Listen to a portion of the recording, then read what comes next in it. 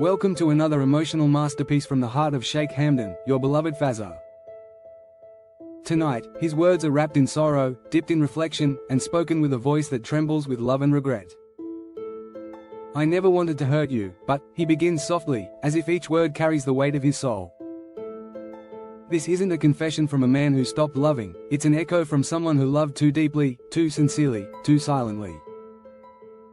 Fazza stands beneath the silver moon, his eyes filled with memories that won't fade, whispering to the wind that sometimes love itself becomes the wound we never meant to give.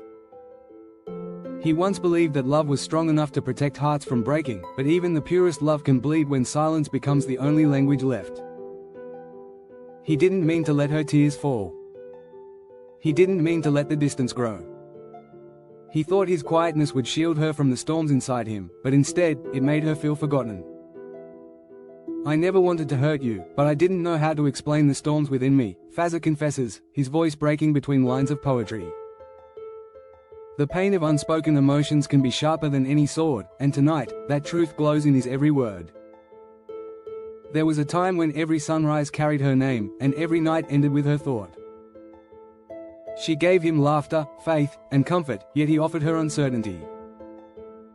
Not because he didn't care, but because he cared too much to let her see his brokenness. He wanted to be her protector, her strength, her calm, but he forgot that love doesn't ask for perfection, it asks for honesty. Fazza's heart aches as he remembers how she looked into his eyes, searching for answers he was too afraid to give. He didn't mean to pull away, he just didn't know how to stay while battling himself. Now, the palace feels colder.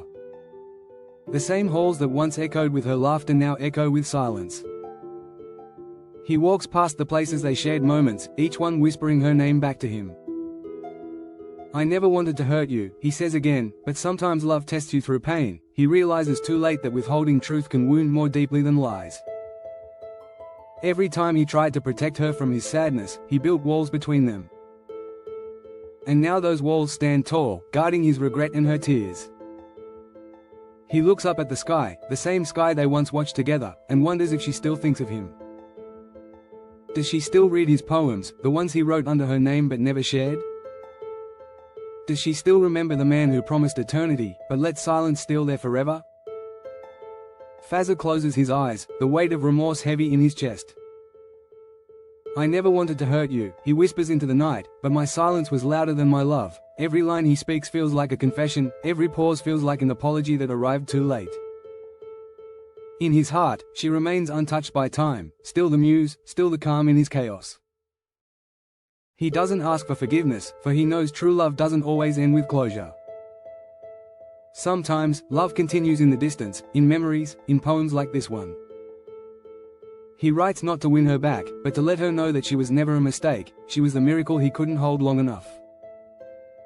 Fazza's words become rivers of emotion flowing through the desert of his heart, reminding him that love and pain often share the same breath. He wishes he could tell her that every night he writes her name in the stars, hoping she can see the apology shining through them. He wishes she knew that every smile he wears hides a prayer for her happiness. He wishes she understood that he never wanted to lose her, he only wanted to protect her from his storms. But fate had other plans, and love, no matter how powerful, sometimes bows before destiny.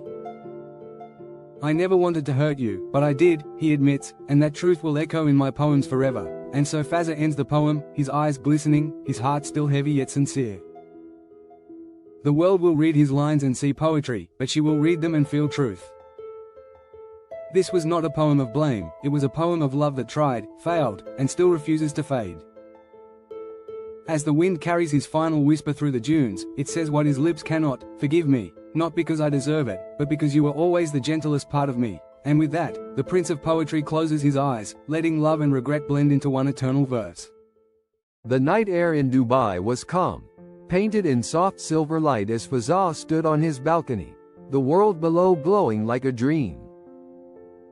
His heart was steady, his mind serene, yet within him lived a secret too delicate to be spoken aloud.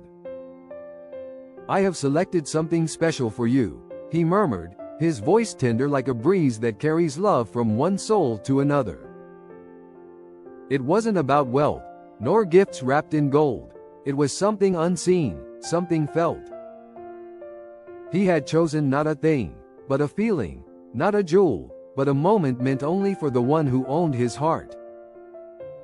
The stars themselves seemed to lean closer, as if eager to witness what this, something special, could be.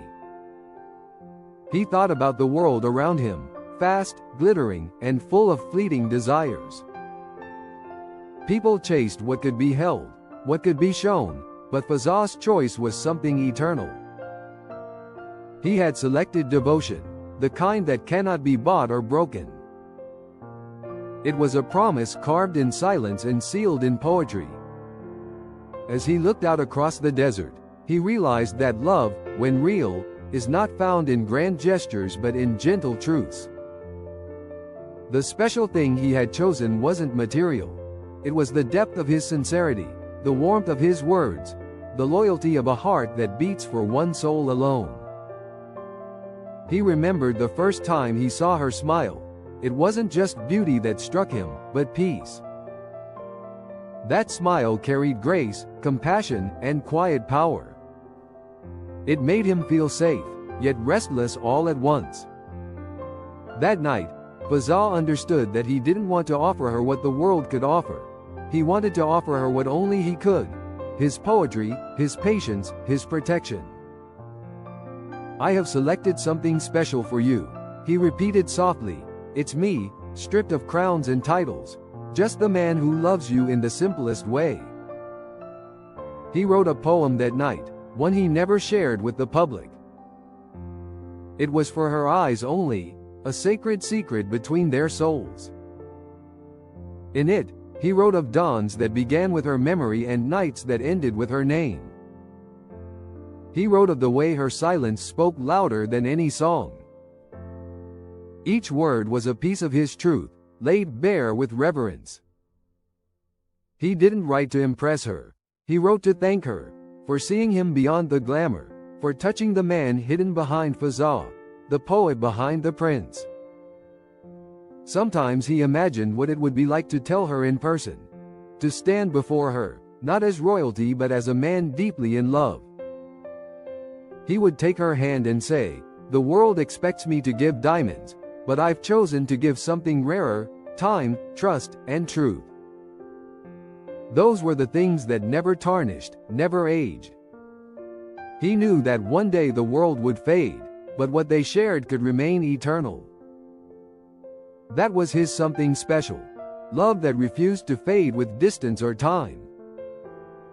He had seen people offer words they didn't mean, promises they didn't keep, and affection that disappeared when the lights dimmed. But his love was different. It grew stronger in silence, it deepened through absence. The special thing he selected for her was the kind of love that doesn't demand proof. It was a love that didn't need to be shown to the world, because it was already written across the sky of his heart. She was his muse, his melody, the only truth he never doubted. Every time he closed his eyes, he could feel her presence like a whisper on the wind. She wasn't near him, yet she was everywhere, in his thoughts, in his verses, in the gentle rhythm of his prayers. He prayed not for her to love him more, but for her to stay safe, happy, and loved in every universe their souls existed.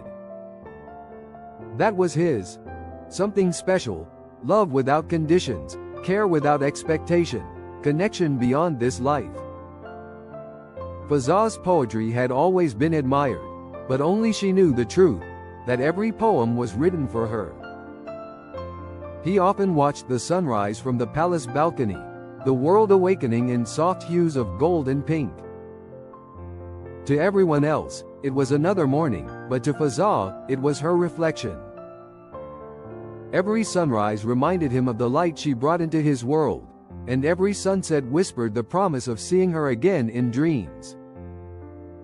"I have selected something special for you," he wrote once more in his journal, "a love that will live even when I am gone."